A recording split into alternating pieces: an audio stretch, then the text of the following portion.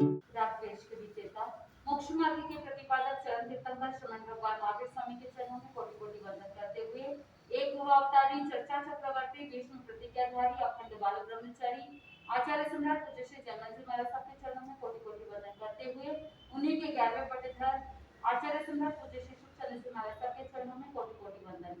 जय गच्छाधिपति व्याख्यान वाचस्पति उग्र विहारी वचन सिद्ध साधक 12वें पट्टेधर आचार्य प्रवश्री पार्श्व चंद्र जी महाराज घोर तपस्वी उपाध्याय प्रवश्री गुरुवंश चंद्र जी महाराज मेरे अनंत आस्था के आयाम मम जीवन धारक परम पूज्य गुरुदेव डॉक्टर श्री बुद्धम चंद्र जी महाराज के चरणों में कोटि कोटि वंदन करते हुए सभी गुरु भगवंतों के चरणों में वंदन करते हैं। उद्देश्य की आज्ञा से आत्मबंधु आज हम आयुष्य का टुकड़ा करेंगे जिसका वर्णन भगवती सूत्र के 20वां शतक और 10वें उद्देशक में वर्णन आता है। तो कहीं भी अगर आप ऐसा लिखा हुआ देखते हैं 20/10 तो समझ लेना कि पहले वाला जो है वो शतक है और दूसरा वाला जो है वो उद्देश्य है। ठीक है, तो भगवती सूत्र के 20वां शतक 10वें उद्देशक में आयुष्य का टुकड़ा चलता है जिसमें इस तरह से भी लिखा हुआ रह सकता है सोपक्रम निरुपक्रम आयु।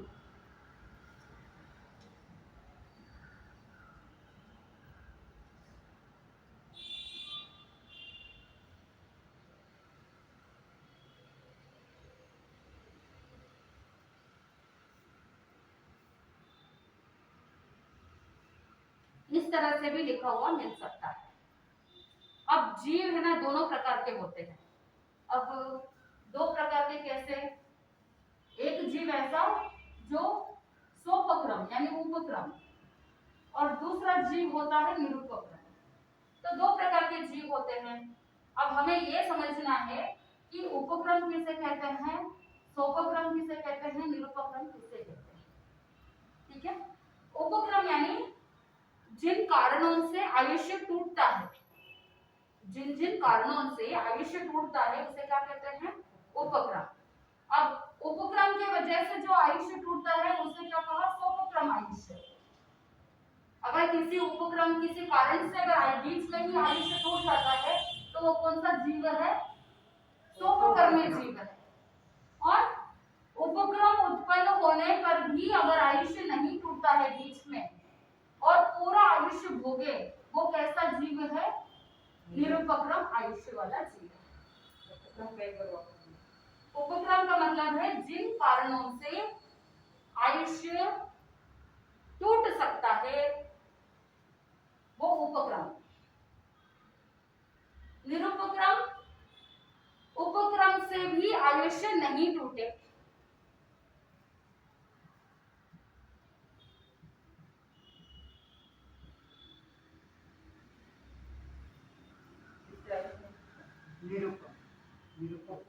मैंने लिख दिया है।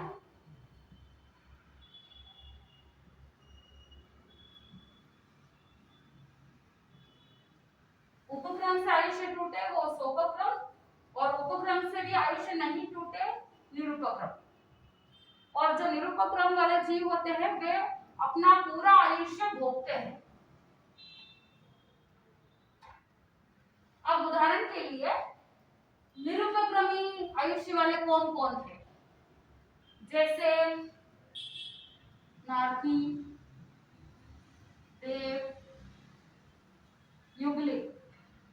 युगलिक में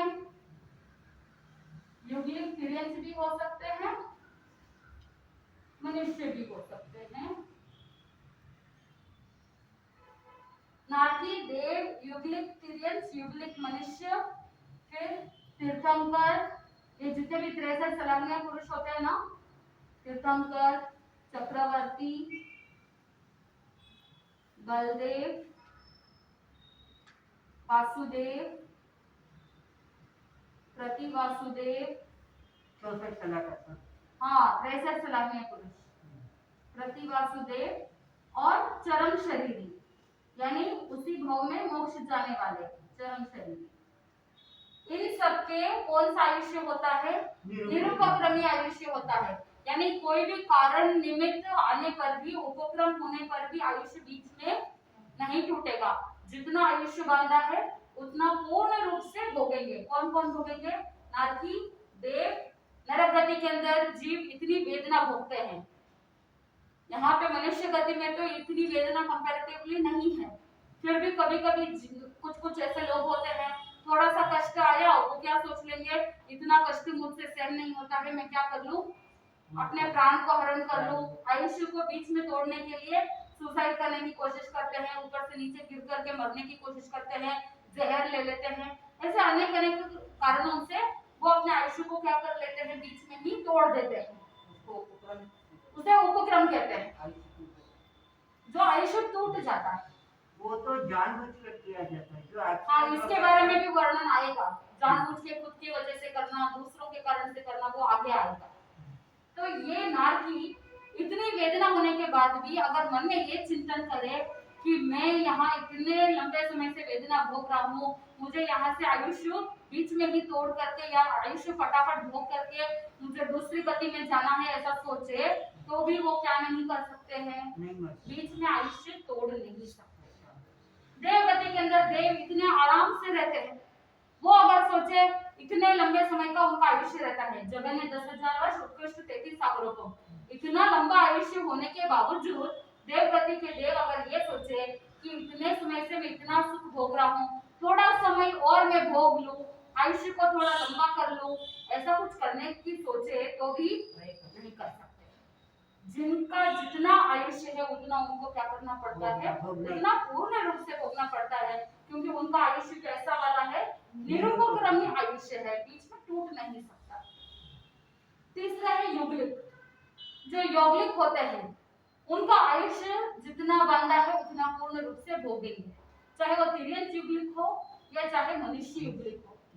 जैसे उदाहरण के लिए पहले दूसरे तीसरे आरे में युगलिक होते हैं, ऋषभदेव भगवान से पहले तक, है ना। इस अवसर्पिणी काल के बारे में अगर चिंतन करें तो पहले दूसरे और तीसरे आर्य तक, यानी 84 पूर्व जो टाइम पीरियड जो है, 84 लाख पूर्व जो भगवान ऋषभदेव का आयुष्य है, उससे पहले तक क्या था, यौगिक टाइम पीरियड था।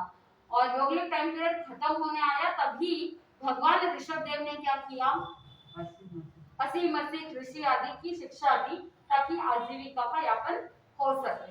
तब तक यौगिक का टाइम पीरियड था, उस समय उनके कोई आयुष्य बीच में टूट नहीं सकता था युगलिकों के, क्योंकि उनके निरुपक्रमी आयुष्य।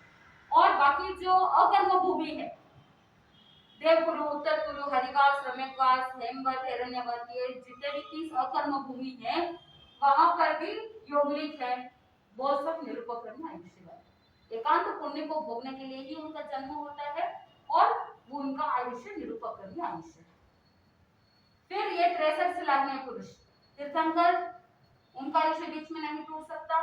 चक्रवर्ती, बलदेव, वासुदेव, प्रतिवासुदेव, चरण शरीरी जी, इन सभी का आयुष्य निरुपक्रमी है। शेष सभी प्रकार के जीव सोपक्रमी भी हो सकते हैं, निरुपक्रमी भी हो सकते हैं, डिपेंडिंग अपॉन कि उन्होंने किस तरह का आयुष्य बांधा है। अगर आयुष्य गाढ़ा बांधा है तो बीच में टूटेगा नहीं, पूर्ण रूप से भोगेंगे। 100 वर्ष की आयु बांधी है तो 100 वर्ष भी जिएंगे, बीच में टूटेगा नहीं।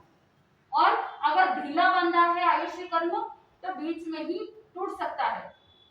अब हमको पता नहीं है, क्योंकि यहाँ पर तो न तीर्थंकर है न केवल ज्ञानी है, तो हमको पता नहीं है कि हमारा आयुष्य कब टूटने वाला है। इसीलिए हमेशा क्या कहते हैं कि संभल करके रहना। गुरुदेव हमेशा एक एग्जाम्पल बताते हैं, 3 लकड़हारे होते हैं। लकड़हारों का रूटीन होता है कि वो लकड़ियों की भारी उठा करके जंगल में जाते हैं, लकड़ियां काटते हैं, भारी उठा करके चलते हैं। तो एक बार क्या हुआ कि 3 लकड़हारे थे, तीनों ने लकड़ियों की भारी अपने सिर पर उठा ली। एक लकड़हारा था जिसने अपनी भारी को बहुत टाइटली बांधा था, चाहे उछले कूदे कुछ भी करे, रोड जो रास्ता था वो रास्ता बहुत टेढ़ा मेढ़ा था, ऊबड़ खाबड़ था, कितना कुछ भी हो जाए, पैर से ठोकर लग जाए, फिर भी वो भारी नीचे नहीं गिर रही थी, क्योंकि बहुत टाइटली बांधा था। दूसरा लकड़हारा ऐसा था जिसने ढीला बांधा था, लेकिन उसको पता था कि मैंने क्या किया है, लकड़ी की भारी ढीली बांधी है, ऊबड़ खाबड़ रास्ता है, ऊपर नीचे है, पत्थर है, कंकर है, ठोकर लग सकती है, बीच में नदी भी आ रही है, तो मुझे क्या करना है, संभल करके चलना है। तो वो दूसरा वाला जो लकड़हारा था, उसने भारी लकड़ी की भारी ढीली बांधी थी, फिर भी धीरे धीरे संभल संभल करके चल रहा था, तो वो मंजिल तक पहुंच जाता है। पहले वाला भी पहुंच गया, दूसरे वाला भी पहुंच गया।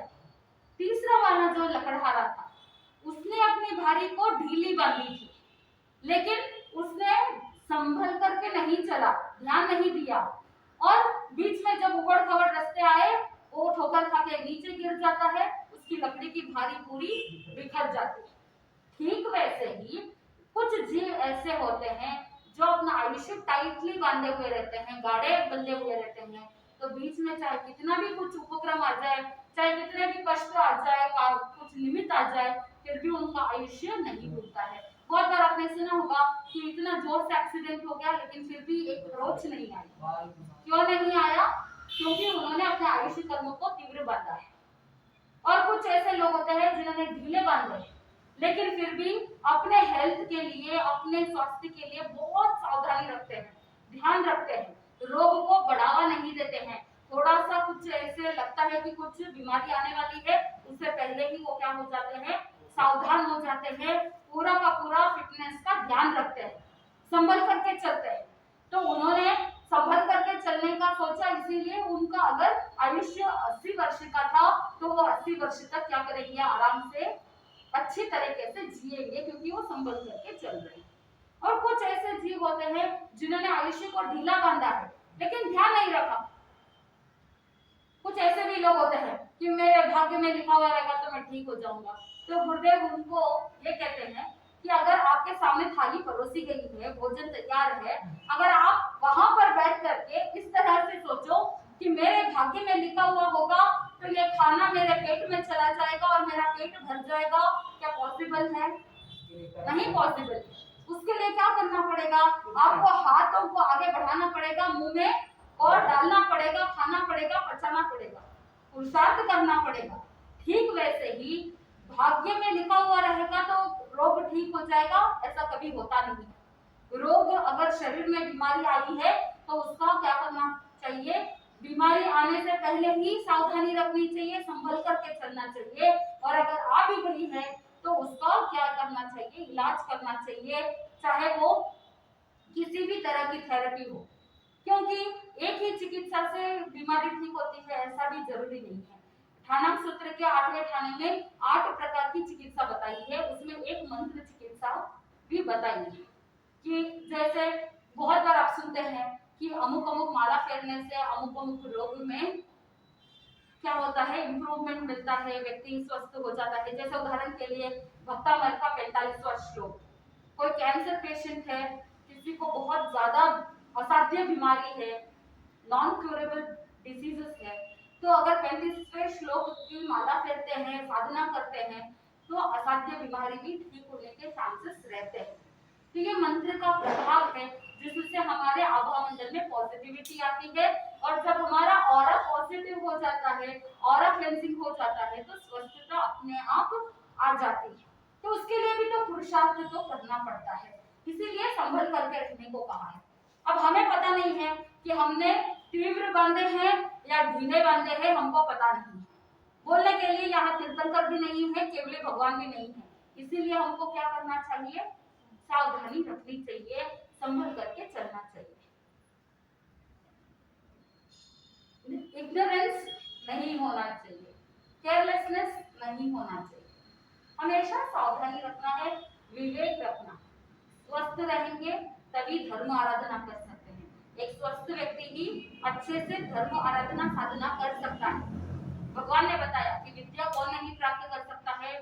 भगवान ने ये भी बताया कि जो आलसी होता है, जो रोगी होता है, जो अहंकारी होता है, वो विद्या को प्राप्त नहीं कर सकता है।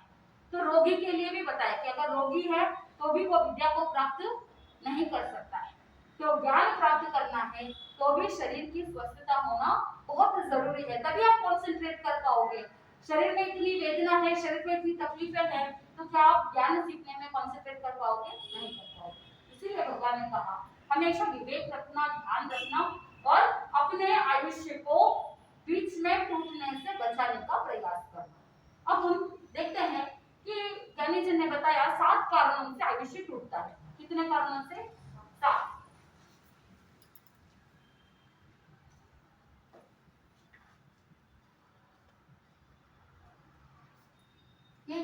अपेक्षा से बताया है।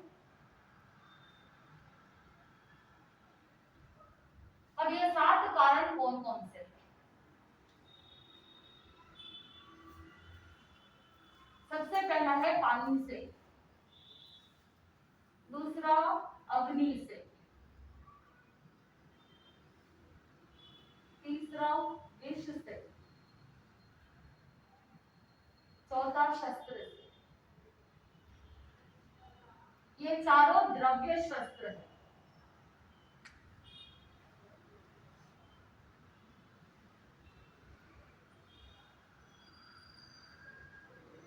पांचवा है अति हर्ष से,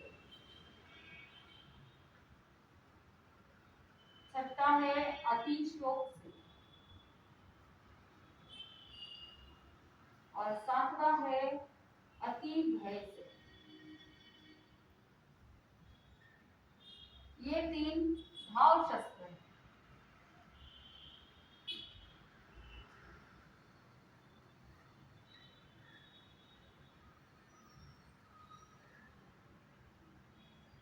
पहले के 4 द्रव्य शस्त्र है और पीछे के 3 भाव शस्त्र है।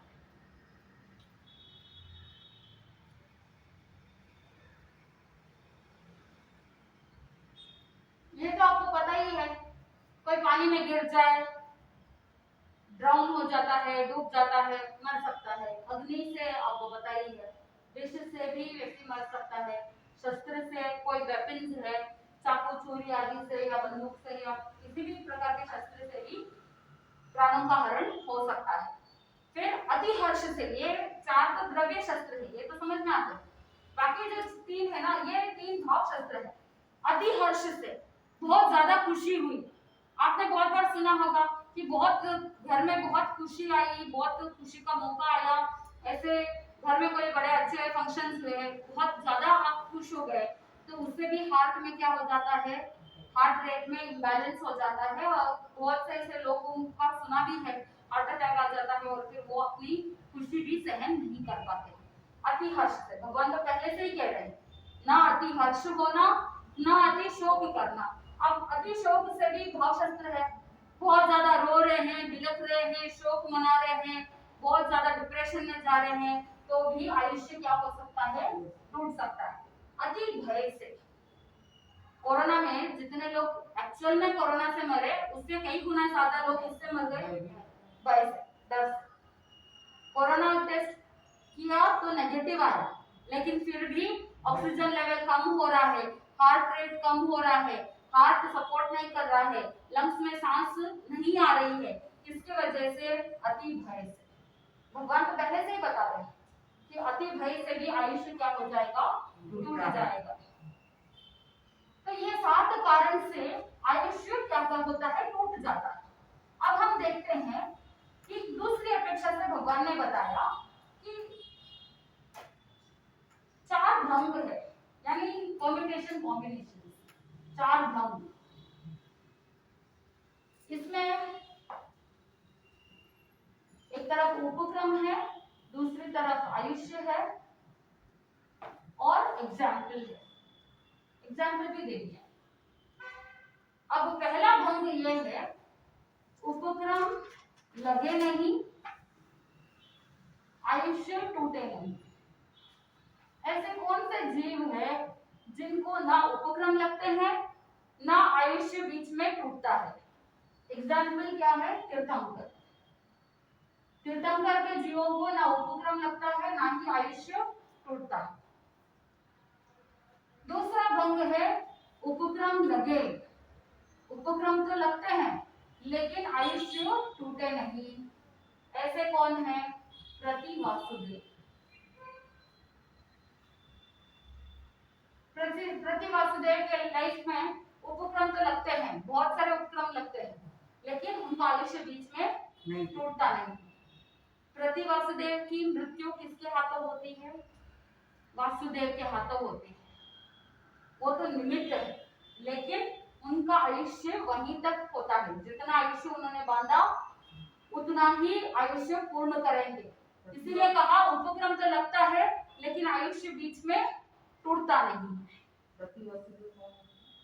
जैसे अभी जैन रामायण के हिसाब से रावण प्रति वासुदेव थे, लक्ष्मण वासुदेव थे। तीसरा है उपक्रम लगे नहीं लेकिन आयुष्य टूटे। ऐसे कौन है आयुष्य टूटे या टूट सके? सूक्ष्म जीव। जो सूक्ष्म जीव होते हैं उनको उपक्रम लगते नहीं है।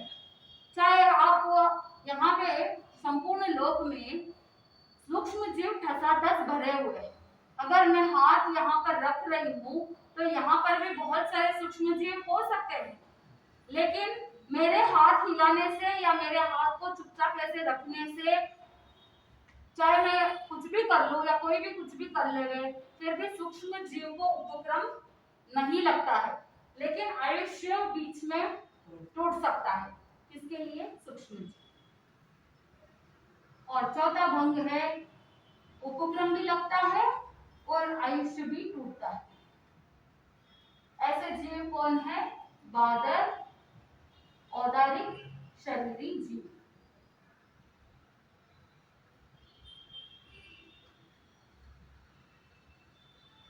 जो बादर, औदारिक, शरीरी जीव होते हैं उनको उपक्रम भी लगता है और आयुष्य भी टूट सकता है।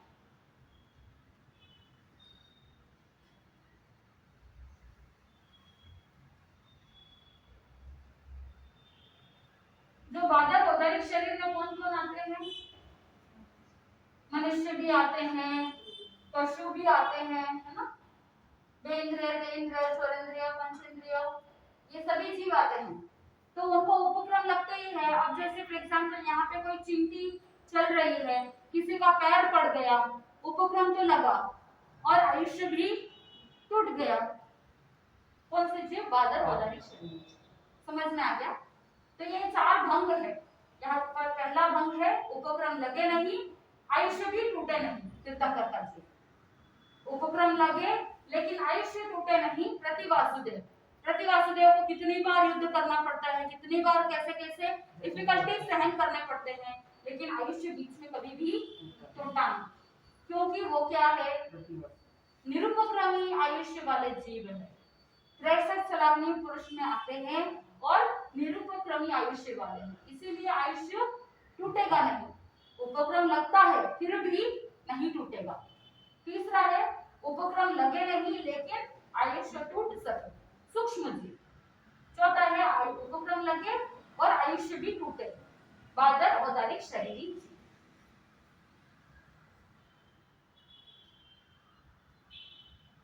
ठीक है, अब हम जानेंगे आयुष्य के अंदर टोटल दंडक कितने हैं? 24 दंडक। 24 दंडक है ना टोटल। हाँ। तो अब हम देखेंगे ये जो 24 दंडक के जीव है इनका कैसे रहता है। आप जैसे कह रहे थे ना किसी और के थ्रू भी मर जाते हैं, तो यहाँ पर 4 प्रकार के जीव होते हैं। इन 24 दंडकों को हम समझते हैं। पहला वाला तो आप जानते ही हैं, निरुपक्रम। निरुपक्रम मतलब उपक्रम का कोई चांस नहीं है, उपक्रम लगता ही नहीं है। किसी भी प्रकार का उपक्रम के बिना ही वो मरते हैं और उपजते हैं।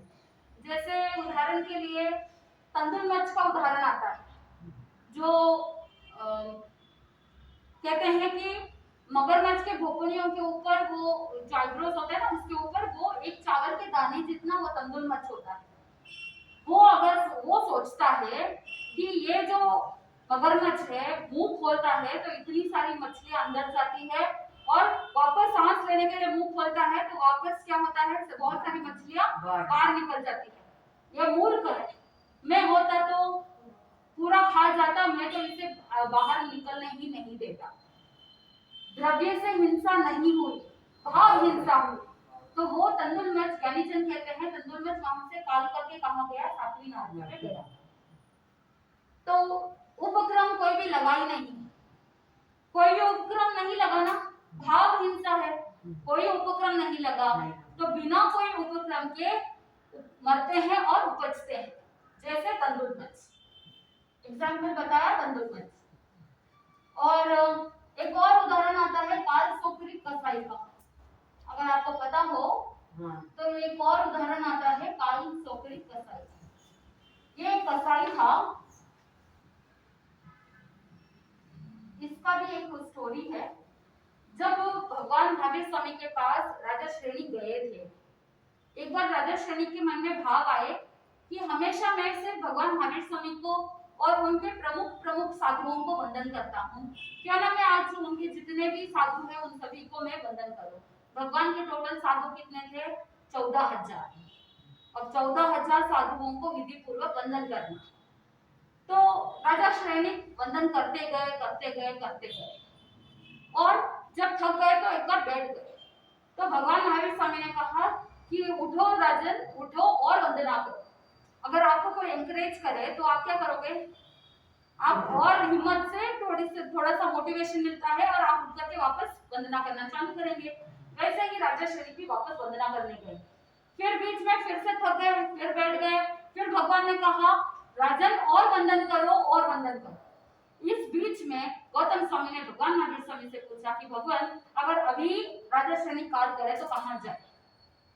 फर्स्ट टाइम पूछा था, तब भगवान ने बताया कि अगर राजा श्रेणी कभी काल करे तो सातवीं नारकी में जाए। फिर वंदन करते गए, उस समय पुनः पूछा तो भगवान ने कहा अभी काल करे तो छठी नारकी। ऐसे करते करते करते पहली नारकी तक पहुंचे। और जब राजा श्रेणी बहुत ज्यादा थक गए फिर बैठ गए। फिर भगवान ने कितना भी उनको मोटिवेट करने की कोशिश की, कितनी बार बोला, फिर भी वो उठे नहीं। क्योंकि ज्ञानीजन कहते हैं कि मन के हारे हार है, मन की जीते जीत। तब मन भी थक चुका था, तन भी थक चुका था, अब और वंदना नहीं हो सकती। लेकिन जब वो वार्तालाप चल रहा था ना गौतम स्वामी और भगवान महावीर स्वामी के बीच में, तो उस समय भगवान महावीर स्वामी के शब्द राजा श्रेणी के कान में पड़े कि अभी काल करे तो कहाँ जाए? पहली नारकी में जाए। यानी पहले काल करते तो कहाँ जा सकते थे? सातवीं नारकी में। लेकिन अब वंदना करने के बाद भगवान ने क्या कहा? अंतिम में जब वंदना की और उस समय गौतम स्वामी ने पूछा तो कहा बस एक पहली नारकी का आयुष्य शेष रह गया है, अब काल करे तो पहली नारकी में जाए। उस समय राजा श्रेणी ने भगवान महावीर स्वामी को पूछा कि भगवान क्या मैं अब और वंदना करूं? तो उस समय भगवान ने कहा कि अब वो बात नहीं रही। पहले तो जब वंदना की तो शुद्ध भाव था, कोई स्वार्थ भी नहीं था कि मैं वंदन करूंगा तो मेरा आयुष्य चलेगा, ये होगा वो होगा। लाभ का कोई भाव नहीं था। आज के जमाने में भी धर्म करते तो पहले क्या सोचते हैं? लाभ सोचते हैं। अगर लाभ सोच करके धर्म करेंगे तो क्या लाभ मिलेगा? भगवान महावीर स्वामी को जब राजा श्रेणी ने पूछा कि मैं और वंदन करूं क्या, तो उस समय भगवान ने कहा कि अब वो बात नहीं रही। अब तुम वंदन करोगे तो भी इतने उत्कृष्ट परिणाम नहीं होंगे कि पहली नारकी का आयुष्य टल सकता है, इसलिए अब तुम रहने दो। तो अब आप सोचिए कि जो आजकल जो धर्म करते हैं, धर्म करने से पहले ये पहला क्वेश्चन यही रहता है कि स्वामी जी अगर मैं उपवास करूंगा तो मुझे क्या लाभ मिलेगा? अगर मैं होली तक करूंगा तो मुझे क्या लाभ मिलेगा? वंदन करेंगे तो क्या लाभ मिलेगा? यानी पहले लाभ का सोचते हैं। घर गृहस्थी में लाभ तो सोचते ही है, बिजनेस में लाभ सोचते ही है, धर्म कार्य में भी क्या सोचते हैं? लाभ सोचते हैं। तो अब आप चिंतन कीजिए कि लाभ सोच करके, लाभ के बारे में चिंतन करके फिर धर्म आराधना करने का ये क्या औचित्य है? क्या लाभ मिल पाएगा? ये आपको ही सोचना है।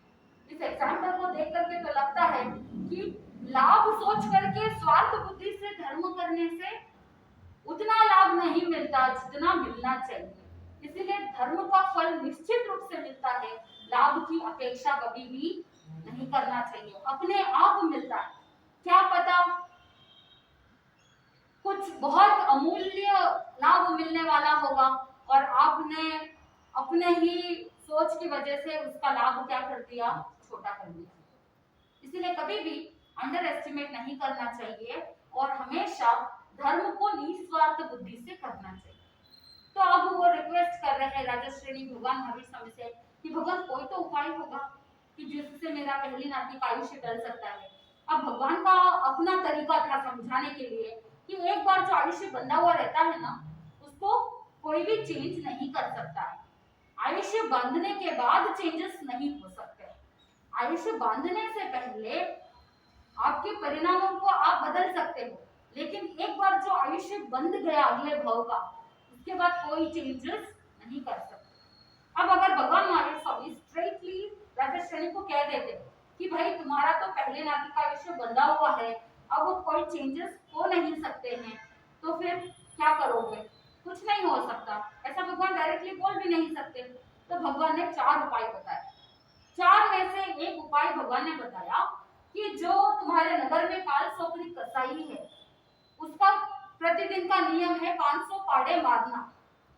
इतनी हिंसा उसका नियम था, और वो अपने नियम में बहुत ही पक्का था कि 500 पाड़े मारना मतलब मारना।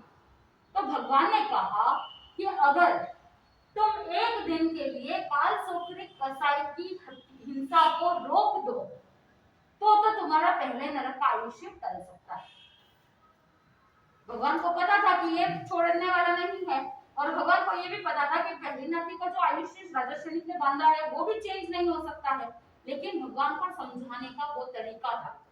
तो राजा सैनिक ने सैनिकों को भेजा और कहा कि राजा ने कहा है कि आज एक दिन के लिए आपको क्या करना है, हिंसा बंद करनी है, 500 पाड़े नहीं मारना। तो वो काल सोकरी कसाई अपने से वो राजा के सैनिकों को कहता है, चाहे राजा कहे या राजा के सैनिक कहे, मैं अपना नियम नहीं तोड़ूंगा। फिर राजा सैनिक को आया गुस्सा, राजा सैनिक ने आज्ञा दे दी सैनिकों को कि इस काल सोकरी कसाई को सूखे कुएं में उल्टा टांग दो। अब उल्टा टंगा हुआ रहेगा तो कहीं से भी हिंसा नहीं करेगा, द्रव्य से तो हिंसा रोक दे। लेकिन काल सोकरी कसाई वहां उल्टे लटके लटके सोच रहा है कि मेरा तो नियम है 500 पाड़े मारना, अब मैं क्या करूं, कैसे करूं? तो वहां पे गर्मी का टाइम पीरियड था, तो काल सोकरी कसाई ने अपने ही शरीर के मेल से क्या किया, पाड़े बनाए। फिर वो खंजर बनाया और उसी मेल से पाड़े जो बनाए थे उसी खंजर से मारता गया। फिर वापस में पाड़े के रूप का वो मेल से बनाया, फिर खंजर से उसे मारा। ऐसे करते करते उसने अपने शरीर के मेल से 500 पाड़े बनाए और उसकी हिंसा की। द्रव्य से तो हिंसा नहीं हुई, लेकिन भाव से हिंसा हो गई। तो भगवान ने कहा कि वो काल सोकरी कसाई वहां से काल करके सातवीं नरक में गया। तो यहाँ पर कोई उपक्रम नहीं है, बिना उपक्रम के ही वो मरते हैं, उपजते हैं, जैसे कंदुलमच और काल सोकरी कसाई। तो ये पहला वाला एक टाइप है, एक प्रकार का जीव है, जो 24 दंडकों के जीव में से एक ऐसा जीव होता है जो निरुपक्रम होता है। दूसरा होता है परोपक्रम, आत्मोपक्रम।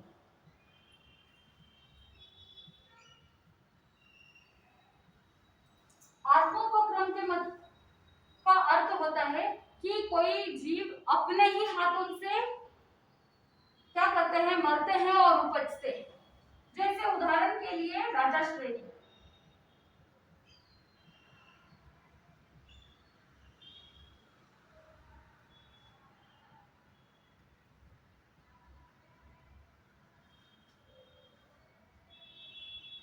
आत्मोपक्रम मतलब खुद के ही हाथों से मरना।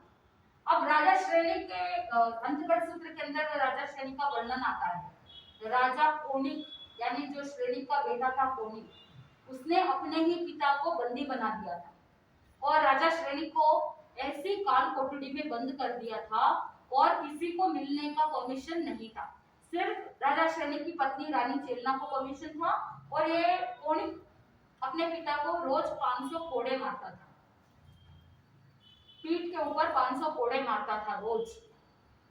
फिर वो रानी चेलना क्या करती थी कि अपने आंचल में 2 लड्डू, बहुत ही शक्तिवर्धक होते थे, वो 2 लड्डू आंचल में छुपा करके लेके आती थी और अपने ही घने केश राशि में जो लक्ष्यपाक तेल, सहस्त्रपाक तेल होते हैं ना, जो आयुर्वेदिक वगैरह तेल होते हैं जिससे साता मिल सकती है, तो वो अपने बालों में इतना लबालब तेल लगा करके आती।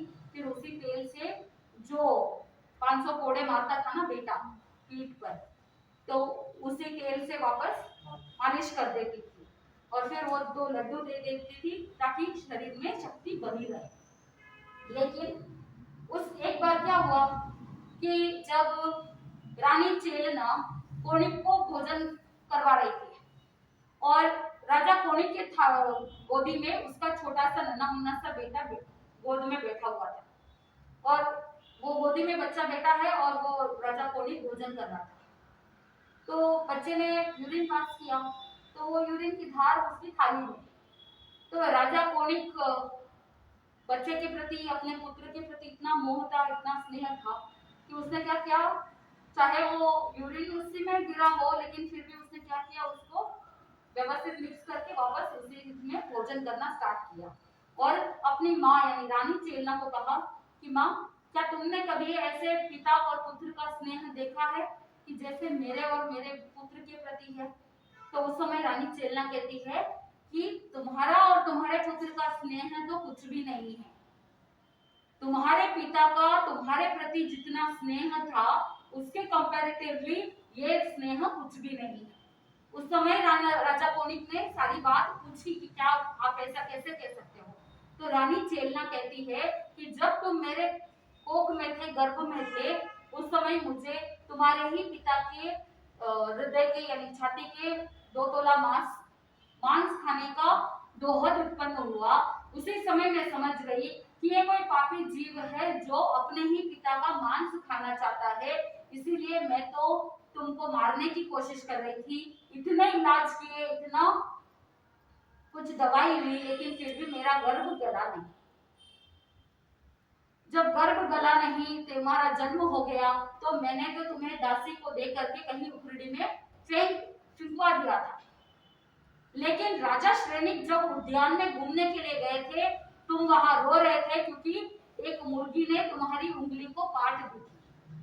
उंगली कोणी हो गई थी, इसलिए तुम्हारा नाम क्या रखा गया था? कोणिक रखा गया था। और तुम्हारे प्रति इतना स्नेह था, रस्सी भर गई थी, तुम रात रात भर रोते थे, तो तुम्हारे पिता वो पीप को अपने मुंह से चूस चूस करके बाहर निकाल देते थे और जब तुम्हारे वेदना शांत हो जाती तो तुम आराम से सो जाते थे। तो तुम बताओ कि तुम्हारा और तुम्हारे पुत्र का स्नेह श्रेष्ठ है या तुम्हारे पिता का और तुम्हारा स्नेह श्रेष्ठ है? उस समय उसको बड़ा पश्चाताप हुआ कि मेरे पिता ऐसे कभी नहीं हो सकते हैं जो स्वयं, मेरी माँ मुझे बाहर फेंकवा दी थी लेकिन मेरे पिता ने मुझे महल में वापस लेकर के आए, फिर भी मैं उनके साथ क्या कर रहा हूँ, अन्याय कर रहा हूँ कि मैंने ऐसा सोचा कि मेरे पिता मुझे राज्य नहीं दे रहे हैं, इसलिए मैंने अपने पिता को बंदी बना दिया। अभी मैं जाता हूँ और उन्हें बंधन से मुक्त कर देता है। फिर उसने सोचा कि अभी मैं उनको काष्ठ यानी लकड़ी की जो कोठड़ी थी उसमें से उनको बाहर निकालना है, जो बेड़िया वगैरह बांधी हुई है, तो उनको सबको बुलाना पड़ेगा उसको खोलने के लिए, बहुत टाइम लग जाएगा। अब मैं अपने पिता से और दूर नहीं रह सकता हूँ, इसीलिए वो स्वयं ही क्या करता है, हाथ में बहुत बड़ा खंजर लेकर के रवाना होता है। अब दूर से कोणिक आ रहा है, राजा श्रेनिक ने देखा, रोज तो कोड़ा लेकर के आता है कोड़े मारने के लिए, लेकिन आज हाथ में खंजर है, कहीं मेरे तो प्राण लूटेगा नहीं, ऐसा सोच करके राजा श्रेनिक क्या करते हैं, उनके हाथ में एक विष पुटिका होती है, एक ऐसी मुद्रिका होती है जिसके पीछे तालपुट विष होता है। तो जैसे ही वो तालबे पर टच होता है वहीं पर पूरे शरीर में जहर फैल जाता है। तो राजा श्रेनिक ने सोचा कि बेटे के हाथ से मरने से तो अच्छा है कि मैं अपने ही हाथ से अपने आप को मार दूं। तो वो क्या हो गया, आत्मोपक्रम, स्वयं के हाथों से मरना, उपजना राजा श्रेनिक की तरफ। राजा श्रेनिक ने सोचा कि मेरा बेटा मुझे मारने आ रहा है, इसीलिए वो विष ग्रहण कर लेता है। तो ये आत्मोपक्रम। तो आत्महत्या, हाँ, आत्महत्या भी आत्मोपक्रम ही है, खुद के हाथ से ही। और तीसरा है परोपक्रम, यानी दूसरों के हाथों से मरना और उपजना। दूसरों के हाथ से, जैसे इसमें उदाहरण आता है राजा कोणिक, वहां पर युद्ध होता है और फिर इसकी भी एक स्टोरी है लंबी चौड़ी, जिसमें राजा कोणिक मृत्यु को प्राप्त कर जाते हैं, दूसरों के हाथों से मारा जाता है। हाँ, तो परोपक्रम। फिर चौथा है भाव उपक्रम।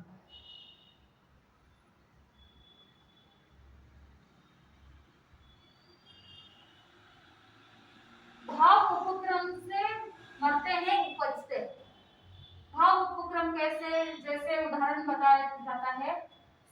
ब्राह्मण। आगम में सोमिल विप्रवत ऐसा बताते हैं, सोमिल ब्राह्मण। आपको पता होगा अंतर्गत सूत्र में गजस्व कुमार मुनि के सिर पर धधकते हुए अंगारे रखे, है ना। वो वहां वैसा करके वो तो अपने घर चला गया था, लेकिन रात भर सो नहीं पाया। मन में चिंतन किया कि श्री कृष्ण वासुदेव अगले दिन सुबह भगवान अरिष्टनेमि के पास जाएंगे, जा करके भगवान को पूछेंगे कि मेरा जो भाई मुनि जी है उनके दर्शन करने हैं, वंदन करने हैं, कहाँ है। तो भगवान तो सर्वज्ञ सर्वदर्शी है, तो उनको तो पता है कि मैंने ही गजस्व कुमार को मारा है। तो ऐसा सोमिल ब्राह्मण सोचते सोचते रात भर सो नहीं पाता है।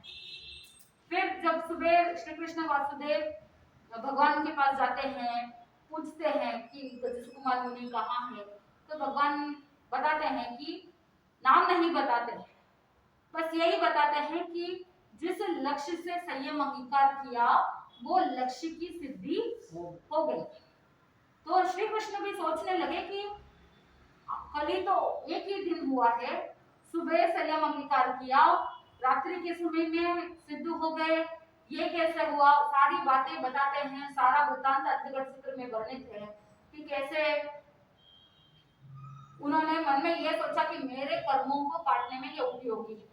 और श्री कृष्ण वासुदेव ने अरिष्टनेमि भगवान को पूछा कि भगवान मुझे कैसे पता चलेगा कि गजस्व कुमार मुनि के सिर पर धधकते हुए अंगारे रखने वाला कौन है, उनको मारने वाला कौन है, मुझे कैसे पता चलेगा। तो भगवान ने कहा कि जिस रास्ते से तुम महल के लिए लौटोगे, तुमको देख करके वहीं पर थर थर कांपते हुए जो गिर जाएगा भूमि पर, समझ लेना वो ही वो व्यक्ति है। तो जैसे ही श्री कृष्ण ने सोचा, बहुत मन उदास हो गया ये सुन करके कि उनके लघु भ्राता छोटे भाई अब नहीं रहे। तो मन में बहुत उदासी थी, शोक का भाव था, उदासीन होकर के उन्होंने सोचा कि ऐसे इमोशंस के साथ राजमार्ग से नहीं जाते हैं, गलियों में से जाते हैं। इधर सोमिल ब्राह्मण घर से निकला, उसने सोचा कि अगर राजा श्री कृष्ण को पता चलेगा तो वो मुझे दंड दिए बगैर रहेंगे नहीं, मुझे तो मृत्यु के घाट उतार देंगे। उस भय में वो क्या करता है, मन में सोचता है कि अगर वो भगवान के पास गए हैं और वापस महल की तरफ जाएंगे तो वो तो राजमार्ग से जाएंगे। तो सोमिल ब्राह्मण क्या करता है, वो भी गलियों से निकलता है। तो संयोग ऐसा हुआ कि राजा भी गलियों से निकल रहे हैं, सोमिल ब्राह्मण भी गलियों से निकल रहा है, दोनों गलियों से निकलते हुए आमने सामने हो जाते हैं। और जैसे ही श्री कृष्ण को देखा वो वहीं धड़ाम से गिर जाता है और वहीं पे मृत्यु को प्राप्त कर जाता है। तो वो क्या है, भाव उपक्रम। बाहर से कोई उपक्रम नहीं है, न विष है, न पानी है, न शस्त्र है। श्री कृष्ण वासुदेव ने कुछ कहा नहीं, किसी ने कुछ भी नहीं कहा, लेकिन अपने ही भावों के मध्य कारण से वो आयुष्य को पूर्ण कर देता है। तो विज्ञान, ठीक है, निरुपक्रम, आत्मोपक्रम, परोपक्रम और भाव उपक्रम, ये 4 प्रकार के।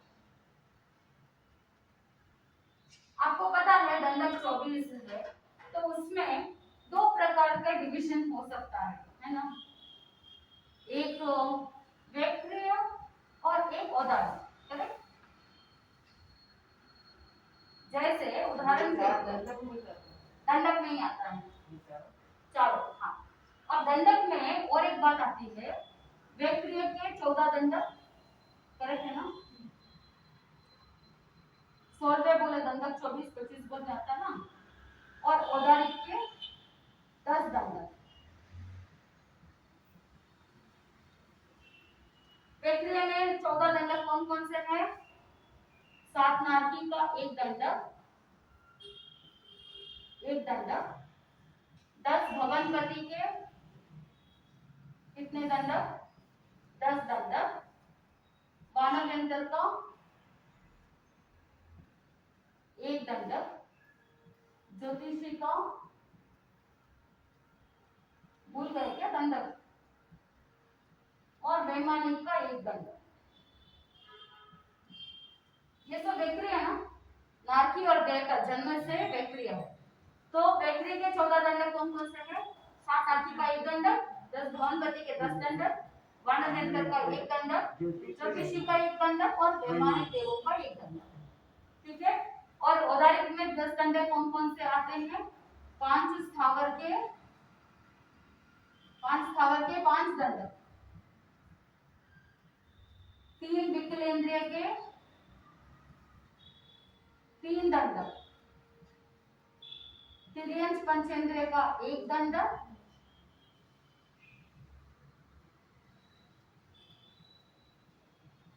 मनुष्य का 1 दंड। ये सब क्या है? औदारिक है। 5 स्थावर, पृथ्वी काय, अपकाय, तेवकाय, वायुकाय और वनस्पति काय। 3 विकलेंद्रिय कौन कौन से? देहेंद्रिय, तेंद्रिय और चौरेंद्रिय। 5 स्थावर के 5 दंड, 3 विकलेंद्रिय के 3 दंड, तिर्यंश पंचेंद्रिय, यानी तिर्यंश पंचेंद्रिय कौन कौन है? बिल्ली, गाय, भैंस, कुत्ता, हाथी, ये सब क्या है? तिर्यंश पंचेंद्रिय है। तो इनका 1 दंड, फिर मनुष्य का 1 दंड। ये 10 दंड किसके हैं? औदारिक के हैं। औदारिक शरीर जो हार्ड मांस स्थूल पुद्गलों से, बड़े बड़े पुद्गलों से जो शरीर बना है वो औदारिक शरीर। तो औदारिक के 10 दंड। वैक्रिय यानी अनेक रूप बना सकते हैं, बड़ा, छोटा, पतला, मोटा, आकाश में उड़ सकते हैं, जमीन के आसपास, पृथ्वी के आसपास रह सकते हैं। ऐसे जो वैक्रिय यानी विविध क्रियाएं जो कर सकता है वो वैक्रिय। तो वैक्रिय के कितने दंड? 14 दंड। तो वैक्रिय के जो ये 14 दंडक है, इनको उपक्रम लगे या न लगे, आयुष्य बीच में कभी भी नहीं टूटता है। आयुष्य पूर्ण रूप से भोगते हैं। कौन? वैक्रिय के 14 दंडक। और औदारिक के जो 10 दंडक है वो उपक्रम लगने की भी भजना है। औदारिक के लिए क्या बताया गया है? उपक्रम लगने की भी भजना है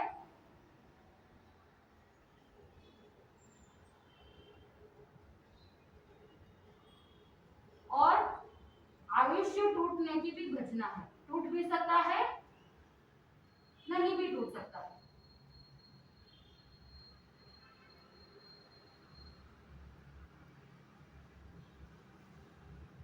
औदारिक के लिए बताया उपक्रम लगने की भी भजना।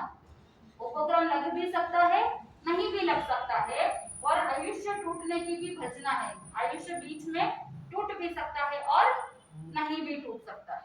लेकिन वैक्रिय के लिए चाहे उपक्रम लगे या न लगे, आयुष्य तो पूर्ण रूप से भोगेंगे ही। बीच में कभी भी आयुष्य वैक्रिय का नहीं टूटेगा। वैक्रिय का आयुष्य नहीं टूटेगा,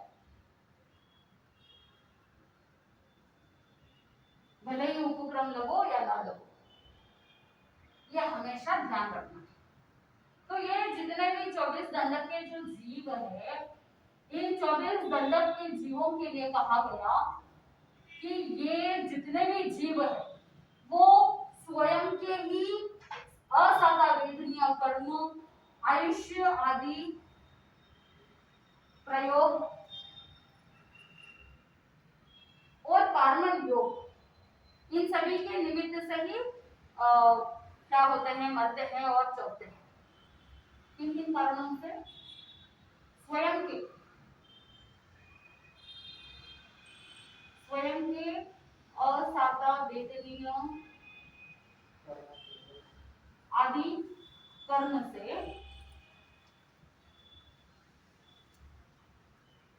आयुष्य आदि प्रयोग से,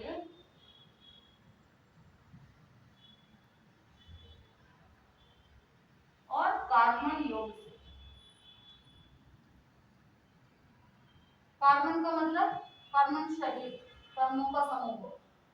इन्हीं कारणों से, स्वयं के ही इन सब कारणों से मरते हैं और चौथे हैं। मरते हैं, जन्मते हैं, मरते हैं, जन्मते हैं। किनके कारण से? स्वयं के ही कारण से, दूसरों के नहीं। उसके लिए भगवान ने कहा, अगम शब्द आते हैं, आत्मकर्म, यानी स्वयं के ही आत्मा के द्वारा किए हुए कर्म, स्वयं के ही आत्मरिद्धि। रिद्धि का मतलब होता है सामर्थ्य, मतलब स्वयं की ही आत्मा के सामर्थ्य से ही ये सारा कुछ होता है। किसी दूसरे के अंदर वो सामर्थ्य नहीं कि किसी का आयुष्य वो क्या कर दे, तोड़ दे या कुछ उनका घात करे। तो भगवान ने कहा आत्मकर्म, आत्मरिद्धि, आत्म प्रयोग, स्वयं के ही कारण से, स्वयं के ही आयुष्य से क्या होता है, आयुष्य टूटता है और जीव मरता है या चलता है। प्रयोग का मतलब होता है अपने ही व्यापार से। जो आत्म प्रयोग है ना, उसका मतलब है अपने ही व्यापार से। व्यापार यानी एक्टिविटीज। तो स्वयं की एक्टिविटीज के कारण से ही हम क्या करते हैं, मरते हैं और चलते हैं, जन्मते हैं, मरते हैं, जन्मते हैं, मरते हैं। तो भगवान ने कहा आत्मकर्म, आत्मरिद्धि, आत्म प्रयोग। हम स्वयं के ही कर्मों के कारण से, स्वयं के ही आयुष्य आदि प्रयोग से, स्वयं के ही कर्मण योग यानी अपने ही व्यापार से, आत्म प्रयोग से मरते हैं और चलते हैं, किसी और के कारण से नहीं। पर कर्म, पर रिद्धि, पर प्रयोग से जीव मरता नहीं, चलता नहीं। स्वयं के आत्मा के कर्म से, आत्म वृद्धि से, आत्म प्रयोग से ही मरते हैं और चलते हैं। किसी ने कभी किसी निमित्त को दोष नहीं देना।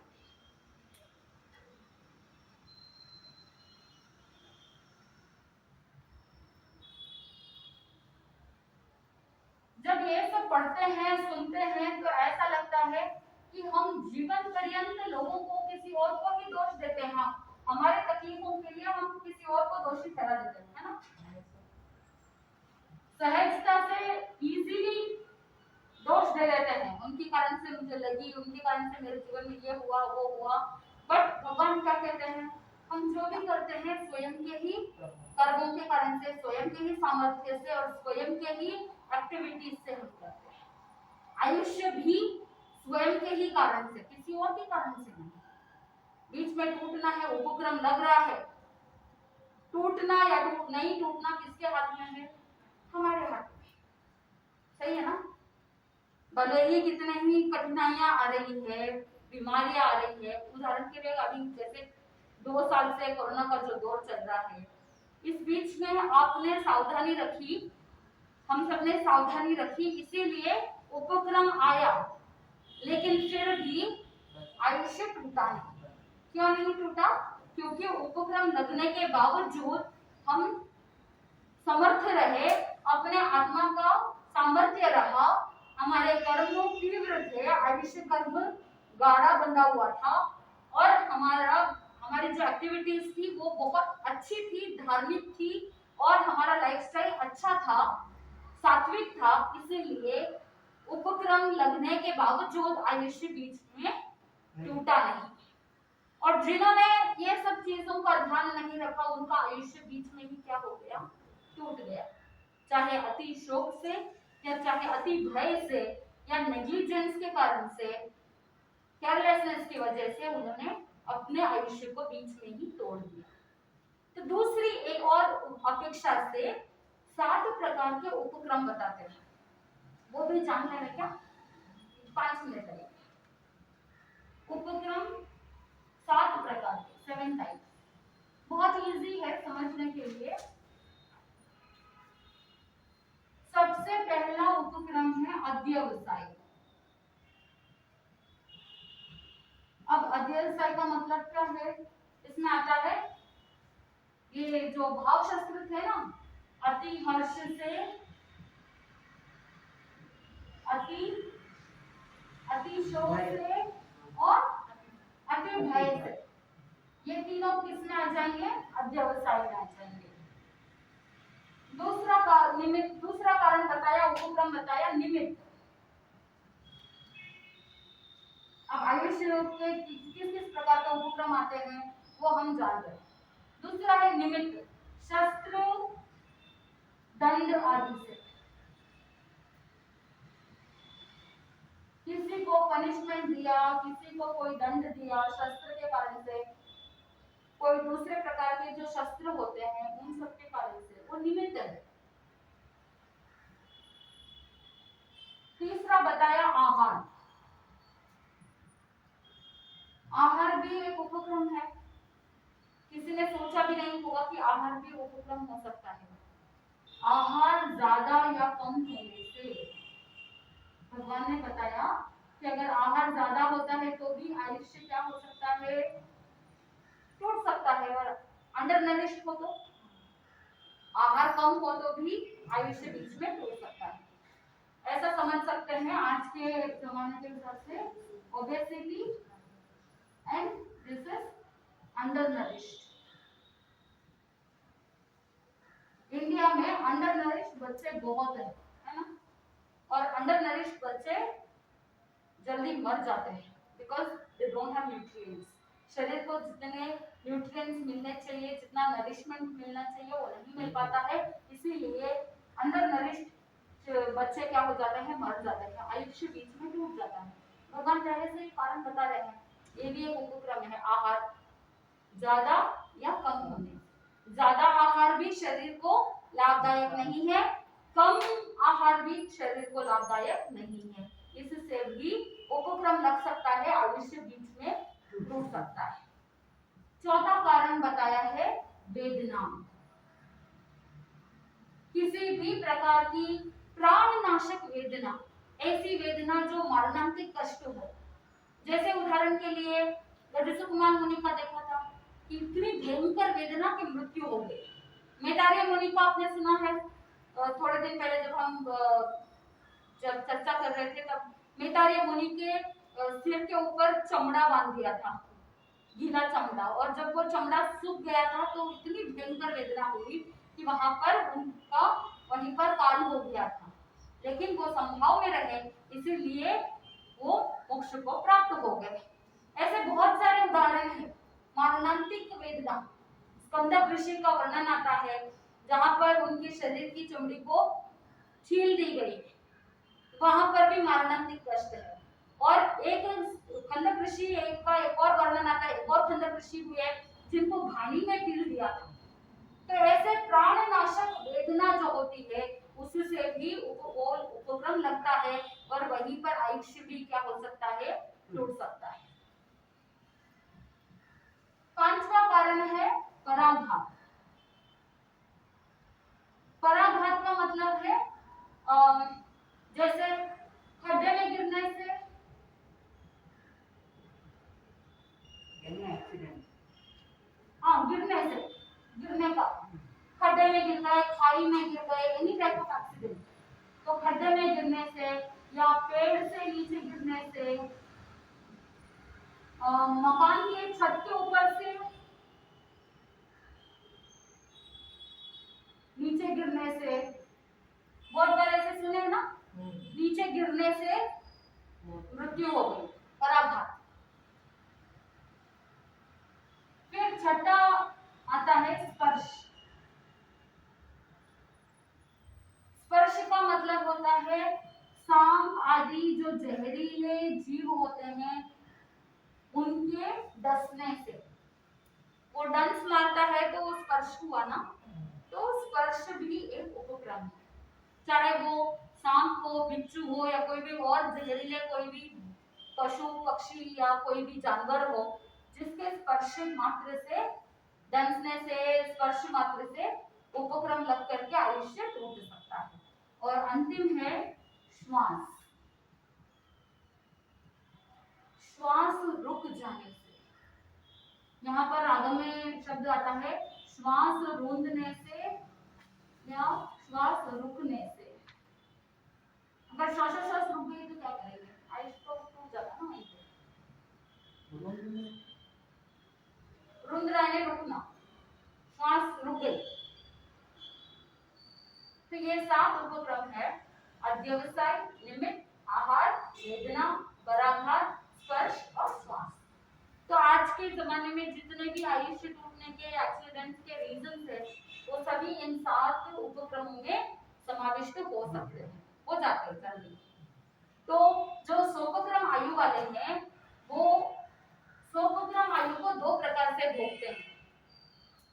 एक साथ भोगते हैं, जैसे बंदूक से गोली निकली, डायरेक्ट बंदूक से निकली और टारगेट तक पहुंच गई एक साथ। और दूसरी तरह से कैसे भोगते हैं कि धीरे धीरे चींटी की कतार के जैसे, धीरे धीरे धीरे धीरे भोगते हैं। तो 100 क्रम आयुष्य को भोगने के दो तरीके हैं, एक साथ और एक धीरे धीरे। जैसे उदाहरण के लिए आपने साड़ी को धूप में सुखाया, एक आप क्या करते हैं, साड़ी को स्प्रेड करके सुखाते हैं, कितना टाइम लगता है, फटाफट सूख जाता है। वही अगर आपने बहुत सारे फोल्ड्स करके फिर सुखाया तो लंबा टाइम लगता है।